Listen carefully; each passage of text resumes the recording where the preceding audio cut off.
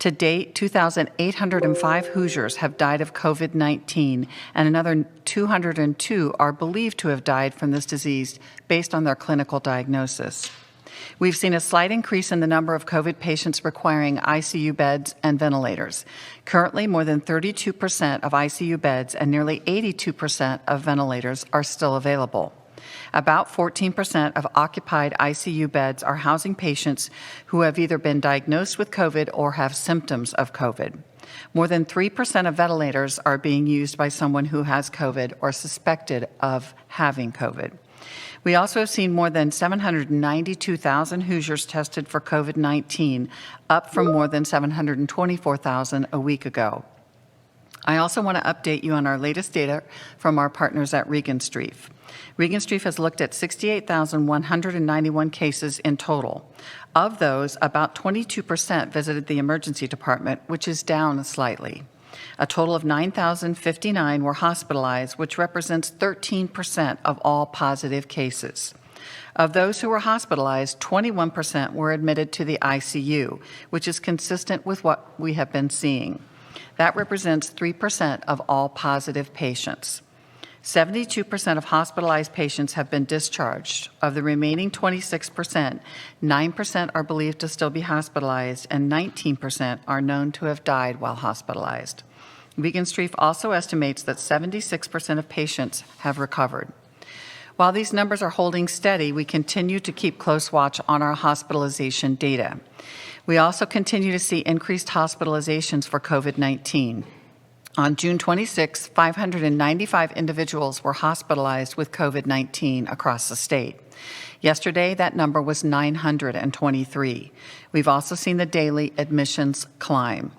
We're paying close attention to these data points, especially now when many of our schools are reopening, either in person, virtually, or in a hybrid model. I get a lot of questions about whether schools should be opening now because we have more cases than when our schools were shut down in March. We shut things down in March to prevent a surge that would overwhelm our healthcare system. That allowed us to build the infrastructure for testing and secure the needed ICU beds, vents, and PPE to ensure our hospitals could manage the outbreak for the long term. We were successful in those efforts, so the conversation now about schools reopening is really quite different. I continue to believe that our schools can safely reopen by wearing masks, practicing social distancing and good hand washing, cohorting students, and ensuring that people who are sick or are close contacts of someone with COVID stay home. This does not mean that our schools will be free of COVID. What it means is that we all need to do everything possible to limit the spread of COVID. I cannot stress enough how important it is to stay home if you're sick. If you have symptoms and you're waiting to get the results of your COVID test, stay home. If you're a close contact of a person who's tested positive and don't have symptoms, stay home for the full 14 days of your quarantine. And parents, please make sure that you're screening your children every day before they go to school. We're counting on you to help. We've also had cases in schools where students and staff have had to be quarantined because a symptomatic individual came to school, or even an individual who knew they were supposed to be quarantined came to school and then became ill. The best way to prevent this is for everyone to do their part and know when to stay home. I know that teachers, administrators, and parents across the state are searching for that one single metric or number we can use to guide us as to when it's okay to open schools and when schools would need to close down. There simply is no single benchmark that accurately represents the level of community spread for every county in our state. The 7-day positivity rate is certainly one metric to look at as we help guide superintendents and public health officials in each county as they make decisions for schools. But that cannot be the only metric that is considered. For example, a high % positivity could be due to cases in a long-term care facility. Counties with a high number of cases related to outbreaks in congregate living settings or industries are different than counties that have a wide spread of numbers of cases randomly throughout their community. Other counties may show high positivity rates based on the low number of testing that occurred during that period of time in their county. So also looking at the number of tests per 100,000 individuals is important. Just like in our Back to Track plan, when we assessed 4 different metrics, it's important to look at the whole picture for a county. These are some of the factors we will examine as we help school and local officials as they make decisions. Other factors that we study on a community level are changes in that 7-day positivity rate, the number of tests per 100,000 individuals, the sources of the outbreaks, emergency department visits for influenza-like symptoms or illnesses, and emergency room visits and hospitalizations. I also have been asked how many cases of COVID in a school would cause that school to close. Again, that depends on whether those cases are localized to one classroom because the school has done a great job of cohorting those students, or whether those cases are spread throughout the school in different grades and different classrooms. These are decisions that are made with your local public health department and your school officials. We are here to help them understand the complete picture of what's happening in their community. We're also getting questions about how we will know whether a positive case is linked to a school and whether we'll be posting that data. Our contact tracers will ask each positive case if they attend a school. This will help ensure that schools and local health departments are informed so that they can move quickly to quarantine anyone who is a close contact. I would say that there's personal responsibility here in that I hope that every school has asked every family, every parent, every student to report immediately when they get that positive test result to their school. We've seen this work very well in several districts this week when cases were identified in a student or a staff member. We understand that there's a lot of interest in knowing about positive cases in schools, but there are a number of issues at play that we are considering as we think about this. First, many of these cases will involve minors, which requires us to look carefully at what data can be shared and how. Secondly, unlike long-term care, we have to navigate both HIPAA and FERPA privacy rules. I want to emphasize that having a case of COVID in a school should not be a cause for panic or a reason to close.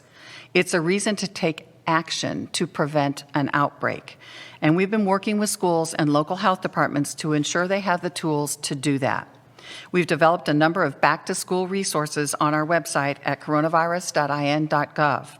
We've created a hotline for school administrators, which we shared with them today. We hired a school nurse liaison who has been hosting weekly webinars for school nurses and administrators to answer their questions. And we're also finalizing a toolkit for schools to provide easily accessible resources, such as symptom checkers, contact tracing checklists, and guidance on quarantine and isolation.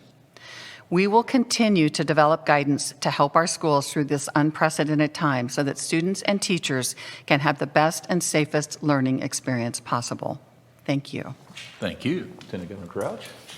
Thank you, Governor Holcomb. And Governor Holcomb and I know that our arts and cultural organizations are especially vulnerable right now. Our arts, culture, and local traditions all make considerable and necessary contributions to the well-being of our communities. So today I am pleased to announce that the Indiana Destination Development Corporation, headed by Elaine Beadle, is providing support with a new grant program totaling $10 million. The funding comes from the CARES Act to support local arts and cultural organizations and to help preserve events and festivals who have been negatively impacted by COVID-19. Applications will open this coming Monday, August 10th, which, by the way, is my husband's birthday. More information will be available on Monday at the Visit Indiana Tourism website listed on the current slide.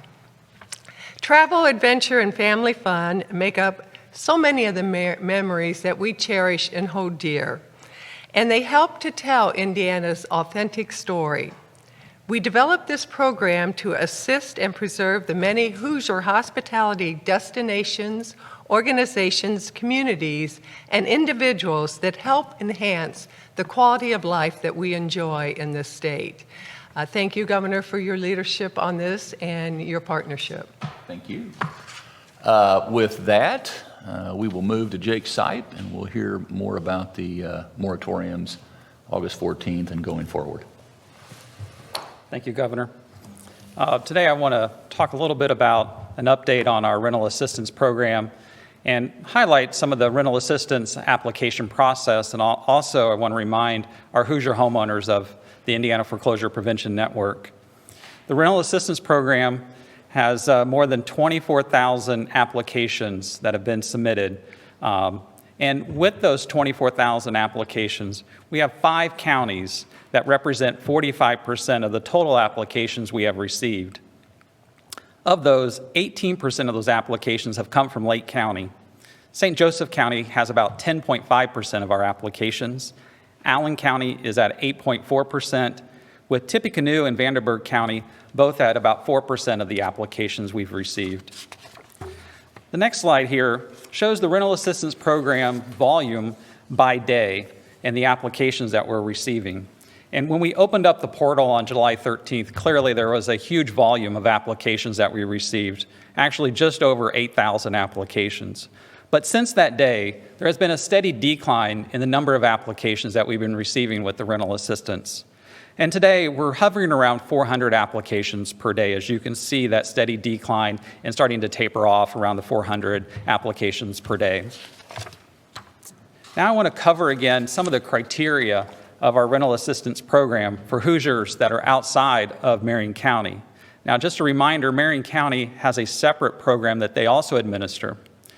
Renters may be eligible if they have lost income because of the pandemic. Applicants cannot receive rental assistance from another source during the same month when participating in the state's program. And I want to make sure that folks understand this. There are opportunities for our communities to have local rental assistance program that can come alongside the state's rental assistance program.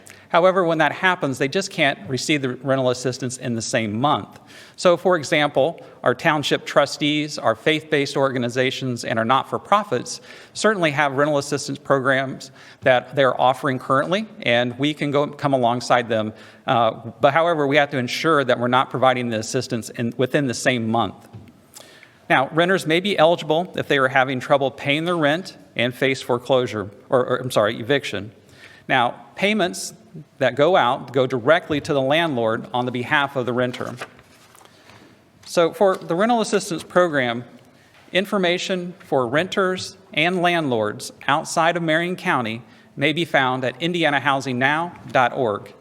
Information for Marion County's rental assistance program is available at indyrent.org. At IHCDA, we have over 60 statewide partners, and we also have about 20 members of the Indiana National Guard who are assisting us in reviewing these applications. Now, this week, some of our participating lenders began receiving payments. Now, I also want to remind folks the application is open and we are accepting applications. And if you're interested in applying or finding more information about the rental assistance program, it is available at indianahousingnow.org. Now, the Indiana Foreclosure Prevention Network helps Indiana Hoosiers who have fallen behind on mortgage payments or cannot make future payments. And if you're in that situation, you can go to 877gethope.org, or you can call toll-free at 1-877-GET-HOPE. Governor, that's my update for our programs. Thank you, Jake. And you remind me as you were speaking there that I should clarify, we're adding $15 million to the current $25 million that equals a total of $40 million. So there is currently $25 million. We are now adding 15. I think I said 10, 15 to a total $40 million. And with that, Joe, you want to talk about the mitigation and avoiding?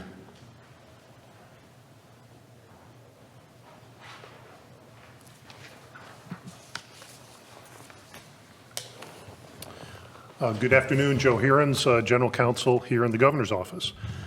In addition to the state's rental relief program and the additional funding that we've announced today, there is another statewide program being developed that will also help tenants and landlords after the Governor's eviction moratorium ends. It's called a Settlement Facilitation Program, and it will be available at no cost to tenants and their landlords in eviction lawsuits.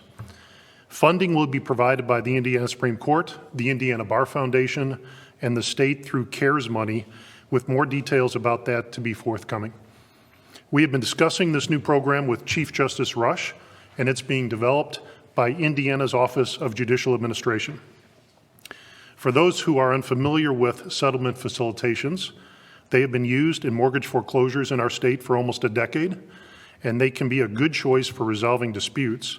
Here, in connection with this new landlord-tenant program being developed, the tenant and landlord will meet with a neutral person who is trained to help them resolve their disputes voluntarily instead of it being decided by a judge.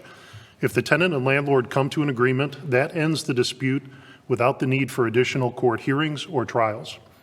This can be an effective and frankly less onerous way to resolve disputes, and it is oftentimes has the added benefit of preserving the existing relationship between the two parties. This is another program that will help preserve housing stability in our state. Chief Justice Loretta Rush provided the following quote, which I will share with you. Since 2009, the Indiana Supreme Court's Mortgage Foreclosure Trial Court Assistance Project has helped avert foreclosures by facilitating settlement conferences between homeowners and lenders. We are expanding this vital program given the pandemic. Similarly, we are working hard to develop and implement a fair and reasonable program to help courts manage the backlog of eviction cases, and we thank the Indiana Bar Foundation and Governor Holcomb for partnering with us on this project. I would just close by noting that the specifics of this new statewide landlord-tenant program will be announced in the next few weeks, and Chief Justice Rush or someone from the courts will be here to talk about it when that occurs. Thank you, Joe. And with that, Rachel, let's move right on to the Q&A. Emma Kate Chalkbeat. Good afternoon. Hi, Governor. I wanted to ask how reporting positive cases in schools would violate HIPAA or FERPA rules, especially if the state is not releasing identifying information, and considering that many schools are already publicly announcing when they have a case.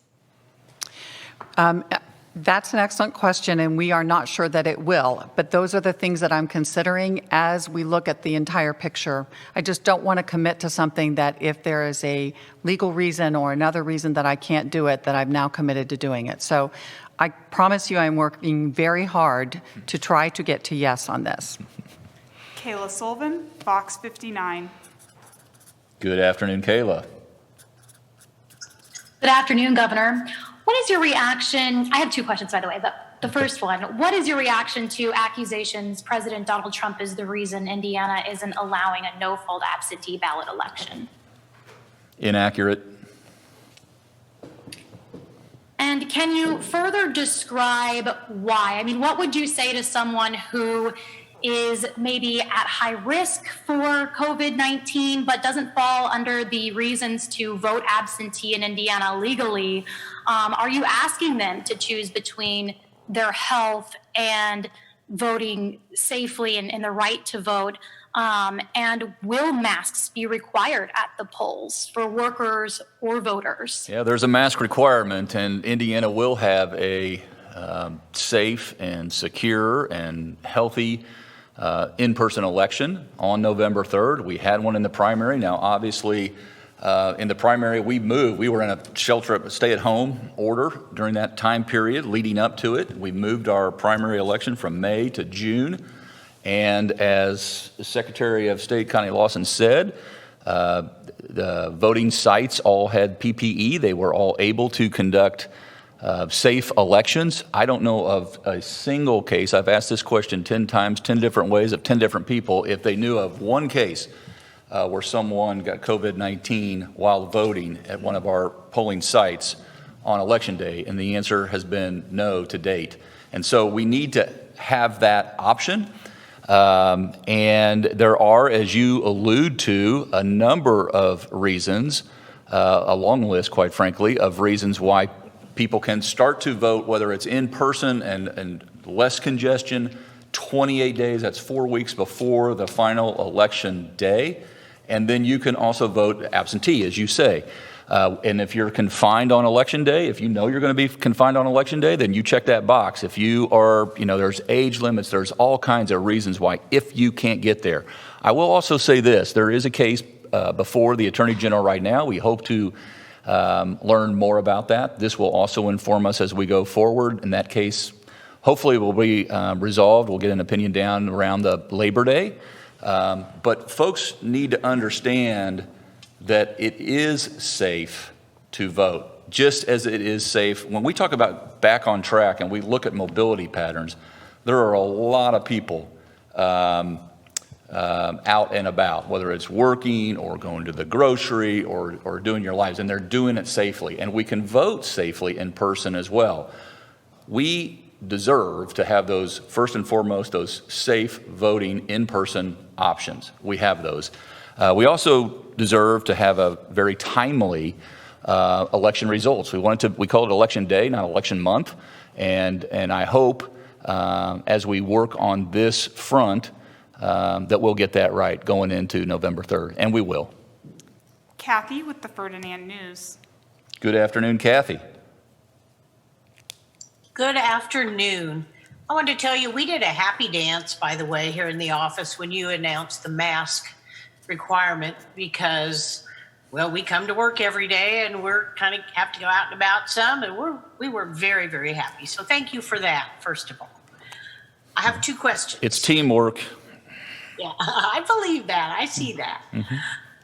My first question is, I'm in an area where there's a lot of small rural schools and people live in rural areas. Is there a plan maybe coming forth from the Department of Education or anything sort of to help to make sure if for any reason the schools are shut down, that those kids have access to the same quality of education that everyone will get? That is my first question. Yeah. Okay. Katie is moving to the podium. She's jogging to the podium, actually. It was far from a jog, I assure you, a fast walk. Thank you for the question, Kathy. I'm Katie Jenner, Senior Education Advisor for the Governor. I think the first thing I'd like to emphasize is the Governor shared very exciting. School is in session in Indiana, and we had several schools start last week. We have quite a few more this week and more to come. And to pause really quick, a huge, enormous thank you for our school district educators and our local health departments. You have proven to be incredible partners in working to solve for getting our students back to school. What we're seeing right now is the vast majority of our schools in Indiana are going back with an in-person option for kids and families. And talking to many superintendents and educators throughout the state, their hope is to continue that and, again, work with their local health departments to continue to ensure safety. If it comes time that their local data shows that they need to make an adjustment, the districts have plans in place to do that. But again, the hope of many is to keep our kids in school. Thank you. Thank you, Katie. Kathy, you had a follow-up? Yes, I had one other kind of similar but different question. I know our kids are practicing football, volleyball, soccer, all those fall sports. Is there a metric or something that would halt? I know Georgia went to spring for football and, others are doing other things. And I wondered what we're doing in Indiana or whose decision that will be too. Locally, and you've had a lot of discussions and your staff has had a lot of discussions and FSSA has had a lot of discussions. We all have, but it's ultimately a local decision. But you want to share a little background on. Right. So we've had lots of discussions with superintendents and with teachers and with our local health departments across the state. We have certainly seen cases from these contact sports, from these teams of individuals getting infected, and that's to be expected. I've said all along that I think that this is a decision that will be made not only locally at the community level with the schools and the public health people in the community, but also individually for each family, depending on that individual child's health and the family's health and who that individual child might bring an infection home to that lives in the same home. I think all of that is a personal decision that needs to be made. That being said, we will see more cases of COVID with these contact sports because you cannot do wrestling and some of these other sports without being in each other's face.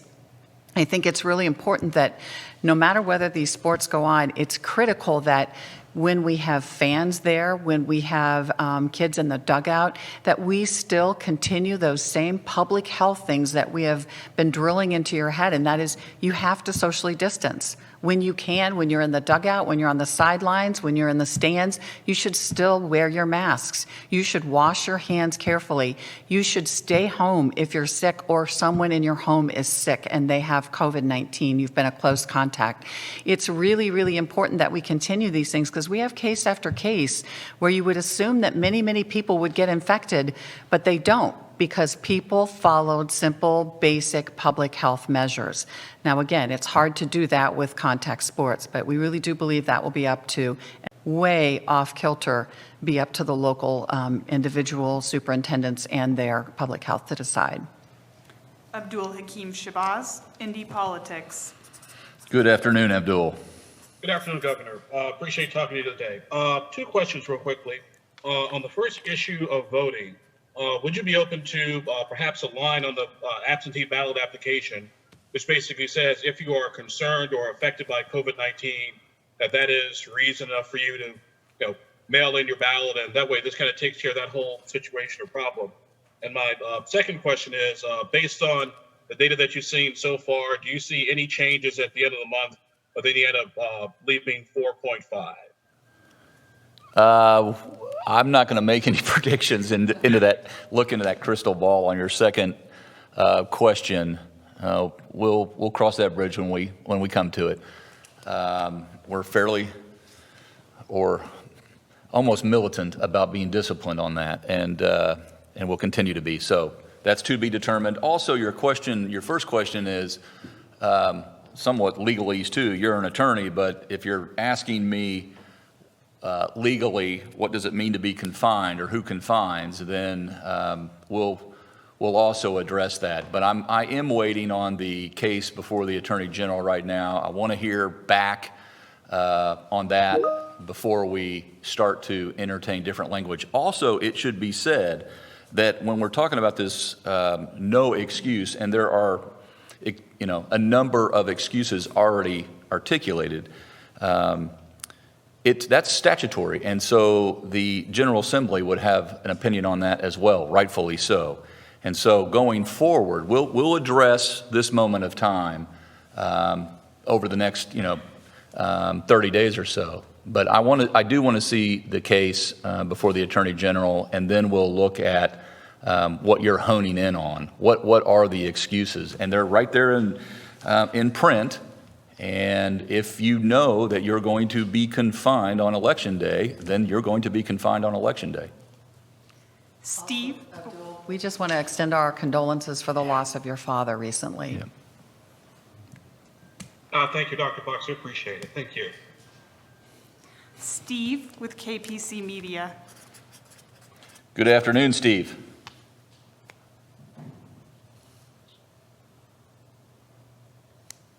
Steve, you should be able to speak. We'll come back to Steve. Whitney Downard, CNHI. Afternoon, Whitney. Good afternoon, Governor. I have a couple questions to follow up on Dr. Dan's staff testing announcement from last week. Sure. I wanted to ask him specifically whether or not there was any action taken from this testing in June, or whether they didn't, even individual nursing homes weren't able to do anything since it didn't provide, quote, a sufficient basis to strategically target our testing. Okay. And I was wondering if the state is going to publicly release these testing results, and why only in the ballpark of 80% of staffers were tested. And I have one follow-up after all that. Okay. Dr. Dan will take both of those, and then we'll get to your follow-up. Hi, Dan Ursiniak, Chief Medical Officer for FSSA. I will attempt to answer both of those. So the first one was around, the second one was on, let me start with the second one because I remember that one. The second one was around releasing those results.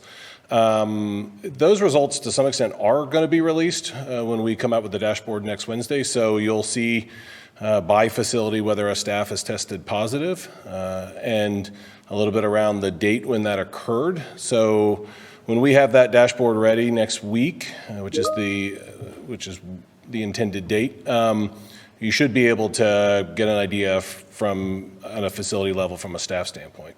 In terms of the first question, which was on whether any actions were taken, remembered it. So the short answer is we always take action when we hear about positive cases. So if a facility had a bunch of positive cases, then that might be an indication, for instance, to send in a strike team to do widespread patient testing. And I know that we've had strike teams out as part of that. It might also involve changing infection control practices. And as we've expanded the number of infection preventionists around the state, I know as we get back some of those results, we've been able to utilize their expertise as well. Whitney, you had a follow-up? Yes, and so my follow-up is, what does retesting in August hope to achieve if we weren't able to get any, solid results from the June testing? To some extent, June was twofold. One was we wanted to test all the staff so that we could identify asymptomatic workers so that we could have them quarantine appropriately at home and decrease the likelihood that there would be subsequent outbreaks. But we decided as we did that we wouldn't let that opportunity go without also collecting data to determine for us as a state and as a health department if we could be more targeted in how we would do our testing, because obviously testing that number of individuals is logistically and otherwise complicated. So in terms of what we're going to do in August, it's going to be the same initial goal in June, which is how do we identify folks working in long-term care facilities who might have COVID and don't know it so that we can appropriately quarantine them. In addition, one of the other questions I failed to answer, but I'll answer, is that why only 80%? So there are a lot of things that go into it, and we are still doing some analysis on the other 20%. So for some, it's because they had already been tested. So they may have already had a test. For some, they may have already had COVID, and we weren't requiring folks who had had a recent episode of COVID to require retesting. For some, there is likely some duplicate staff on people's roles. So you might have a staff that works at 2 or 3 facilities. They may be counted as an employee for each facility, but they would only have required testing once.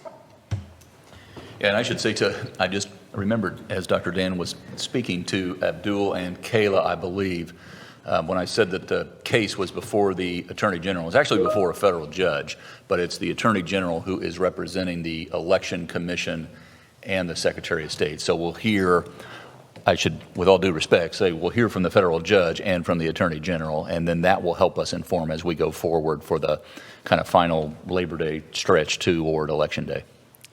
Brenda with Hometown Media. Afternoon, Brenda. Good afternoon, Governor. Thanks for taking my question.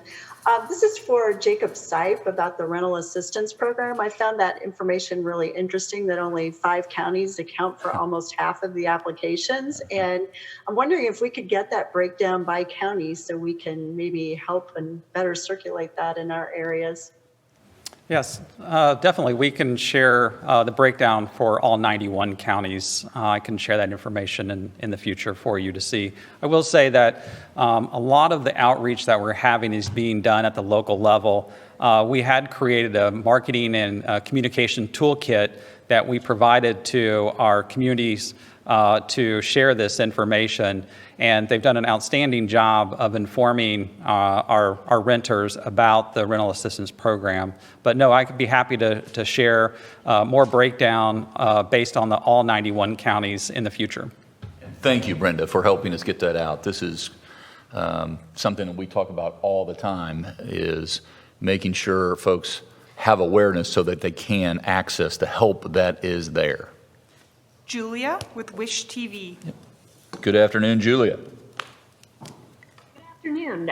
A group of governors are now joining together with the Rockefeller Foundation, and together they're buying 3.5 million fast-acting COVID tests. They are welcoming additional governors to join that agreement. I'm wondering, are you aware of that deal? Are you open to potentially joining? We are aware. We were aware, and we have made our own decision. You want to elaborate? Right. We were aware that these governors were getting together and had talked with public health people in other states about this. As we looked at it, we formed our own lab testing network to bulk buy reagents and equipment in early May, and that was really for the PCR, the rapid throughput testing that our 10 labs that are involved in the lab testing network were using. And we have been able to increase the output from these labs and even get new labs that were not doing testing on board by helping with equipment and reagents. That being said, we've spent, I think, a little over $4 million on that at this, $40 million, I'm sorry, at this point in time on that. And we are still looking at all options available to increase testing here in the state of Indiana. So certainly, as the antigen testing becomes more widespread and accepted, we will certainly be looking to companies that are doing that also. We'll go back to Steve with KPC Media. Steve, good afternoon. Hey, can you hear me this time? Perfectly. Thank you. Zoom was bugging out on me. Dr. Box, I have a question about positivity data. Last week, you were kind of reading my mind and said that the state would be releasing the total number of tests, which is something I was looking for. I was wondering with the way, it's my understanding that the state is still calculating positivity by taking unique cases divided by unique Hoosiers tested.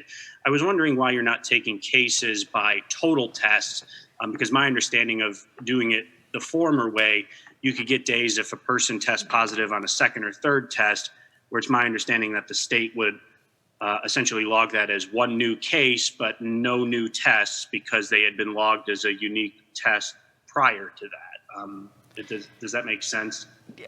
I understand, and that's why we started specifically reporting this is, when we do the percent positivity, we want to look at unique individuals that are positive over those tests that were done at the unique tests that were done during that day. Realistically, we have people that are trying to go back to work and they're not following necessarily the new CDC recommendations. So they're retesting and retesting and retesting and getting multiple positive tests throughout that period of time, which would very much skew those positivity tests. It's not that they're still shedding actively replicating virus that can infect other people, but we do know that can be positive for up to 90 days afterwards. The CDC says you don't have to quarantine people and you shouldn't retest them. That being said, we also have people that get retested over and over and over again, sometimes because it's long-term care, sometimes because they're healthcare workers or in a high-risk field, and those would be negatives, and that would tend to dilute it. So that's why we've taken that approach. In all honesty, we have reached out to the CDC, to CSTE, which is the U.S. group of epidemiologists across the United States, and there is no set definition of how they want you to present that data, and every state is doing it a little bit differently. Some states are even including antibody testing in their positive tests, and I can tell you we are not doing that. We do include point of care PCR tests, and we do include antigens in our testing. Nikki Kelly, the Fort Wayne Journal-Gazette. Good afternoon, Nikki. Hi, I have two quick questions. I'm going to start on education and then I have one follow-up. The first question on education is, last week you changed the mask guidance for schools to say that kids can sit 3 feet apart with neither child wearing a mask.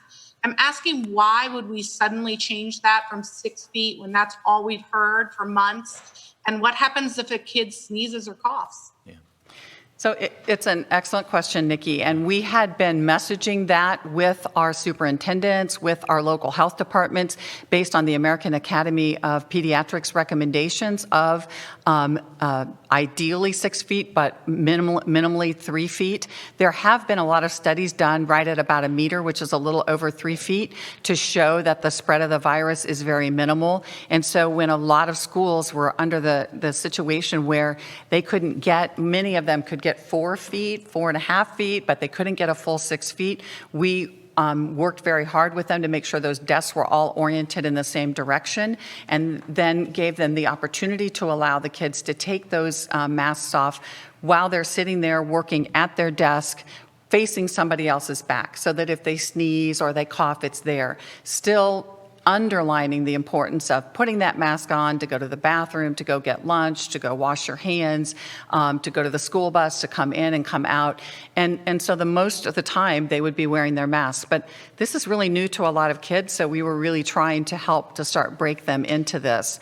And, as you know, we've requested third grade and above, but we strongly recommend it for individuals that are 2 to 7 years old also. And my one quick follow-up for you, Governor, is you mentioned that you didn't know of any Indiana cases that resulted from going to the polls in June. Can you tell me if you know of any verified voter fraud from absentee mail-in from the primary? I do not. And that's not what's, driving our thought process whatsoever. I have a lot of confidence in not just our election commission, but county by county, 92 counties pulling off our elections. I want to make sure that voters have the safe options, both at home via absentee, traveling boards, and in person. And we have 4 weeks to do all that safely. Erica Heron, the Indianapolis Star. Good afternoon, Erica. Good afternoon. I have 2 quick questions about schools. The first, if practices like social distancing and cohorting of students are how we reopen our schools safely, why are we not making those requirements for schools to put in their reopening plans? The plans, we don't even have require plans of schools to reopen right now. Yeah. And then some of this information like that, the hotline that was given out, why is that just coming out now when some schools have already opened and are dealing with cases? So the hotline came out today because they all have a hotline to us anyway. So they're calling us anyway, and we're having those discussions between Dr. Weaver, myself, my state epidemiologist, local health partners. So those calls are occurring anyway, but we want to make sure that they have the ability to call and maybe ask a question where they don't feel like they have to wait any period of time to talk to myself or my chief medical officer or my state epidemiologist. So that hotline is the ability for administrators to call and ask questions that we know may be similar questions that are asked over and over again. And we have a lot of frequently asked questions that we've provided them with. The second thing is, why aren't these requirements? If we had come out and said every school has to open exactly this way, and this is exactly how you have to do it, and this is exactly when you have to do it, we would be facing, why do you have all these requirements and you don't allow local communities, local public health, and local superintendents who are really in charge of when their schools open, when their schools are closed, et cetera. I mean, these are all recommendations. They have always been recommendations. We are a home rule state when it comes to this. Even what I talk with my local health departments, for the most part, are recommendations. Now, we work very well together, and it's very rare that we disagree on any of this, but quite honestly, we really try to be respectful of the community's ability to make decisions that they think are best for their own system.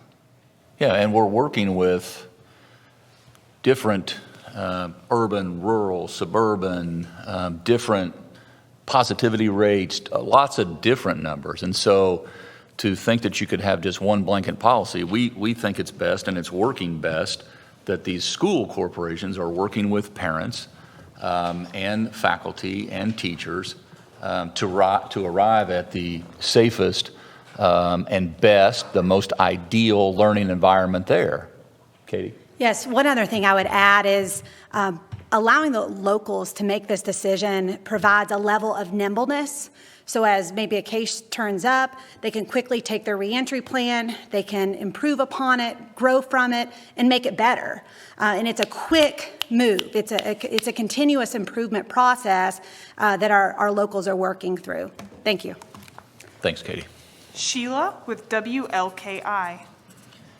Good afternoon, Sheila. Good afternoon, Governor. It's nice to see you and the Lieutenant Governor and Dr. Box today. Good to be with you. We sure enjoyed the Lieutenant Governor's recent visit to Northeast Indiana. She's a regular. Yes, she is. So before I ask my question, I would like to say, as a journalist, I've really appreciated the breakdown of the county by county positivity percentage. Listeners in my area seem to like that breakdown as well. So my question today stems from, I know that you and your team have worked a great deal with educators throughout the state on plans to reopen schools safely, but obviously we still have Hoosiers with a variety of opinions on the issue, from that person who may be feeling nervous, whether they're a parent or a teacher or even a student, who may be fearful of returning to an in-person setting, or even the person who's on the other side of things who may be a little bit disjointed about having to wear a mask. What would you say to those people on both sides of that spectrum? That we understand that this is a very difficult situation, and that none of these decisions are, I want them to know that none of these decisions are being made lightly, that all of their superintendents and their administrators are working very hard to try to do what they feel is best, not only for the students, but for the teachers, the administrators, and the staff of the schools. I would like to say that I understand the fear that people have, because I've seen the fear in people who work in Kroger and people who work at the hospital, my colleagues that have been working through this whole time. And so it is different now for teachers to be going back to school. And so I hear a lot. I have a lot of emails from them, and I respect that. I do think that we need to continue to look at those individuals that are at highest risk, whether those be students, staff, faculty, and make sure that we are protecting them and thinking outside the box, per se, to make sure that they can continue to educate or continue to go to school in a safe way and be able to get the education they need. But I also want them to understand that it's really important that those children that don't have the ability to really have the help they need to do e-learning at home, that may have safety issues because they're 6, 7, 8, whatever, 10 years old, and maybe actually left home because they're not going to school. And those individuals that don't have food security, and the mental health and the behavioral issues that we've seen. There are a lot of parents, equal numbers, that have reached out to me and said, my kids need to get back to school. They need to have connection once again. Yeah, and I would also say, Sheila, that COVID-19 has caused virtually everyone, every Hoosier, to make adjustments. I mean, it is a very fluid situation, and school is no exception. And so we're working with school corporations to help them develop a protocol, a plan that has options, so that when you find yourself in a certain situation or stage or scenario, you can make those adjustments. And it won't be uniform across the whole state of Indiana, just like it won't be uniform across the whole country. But I have, too, received a lot of input from school administrators saying how excited they are to get back. And so, yes, there are different opinions along the way, but it's also really brought us together from the most local perspective, with your local health department, local school corporation, with the state and all of our resources. It's really brought us together to get through this together, and it will change. There will have to be adjustments. So that is, understandably, Sheila, that is a little unnerving, but the comforting fact is we are all in this together, and we're making the best decisions for kids to learn holistically in the environment that best serves them. One other piece that I'll add instructionally is, earlier I mentioned that the vast majority of schools who have gone back to this point are providing an in-person option and an online or remote learning option. So for parents or medically fragile students, there is an option instructionally for that child. So just wanted to add that in and make sure Hoosiers are aware of that. Stephanie from WRTV. Good afternoon, Stephanie. All right, can you hear me? Crystal clear. Perfect. Okay, so two things. I just wanted to clarify from the first question from the first reporter about tracking in schools, because I know, Dr. Box, you mentioned you're trying to go over the legality and privacy issues. Would you consider publicly releasing a dashboard that tracks coronavirus cases in schools in real time, if that was legal and everything was okay privacy-wise?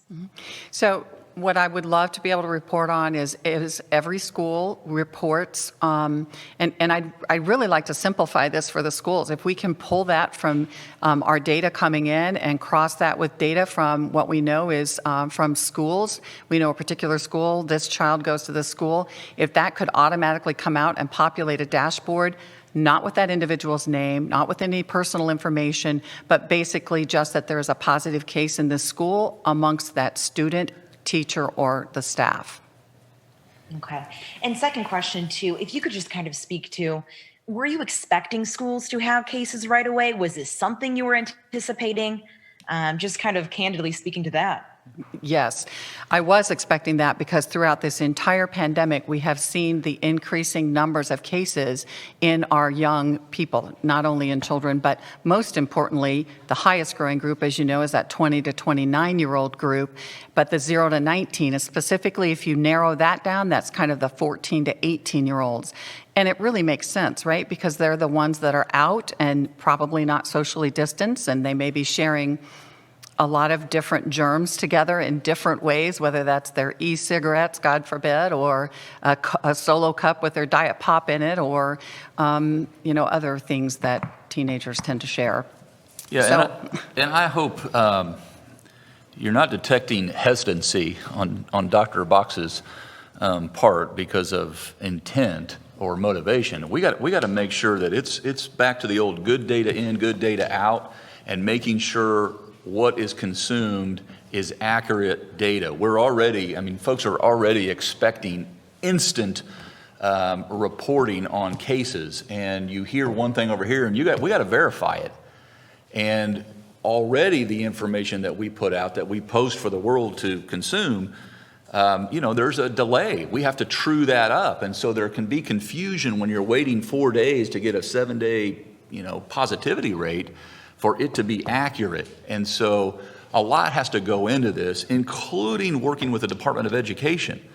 So this is a health issue, but just imagine if we said, well, we're going to report on every time there is a case of the flu in a school.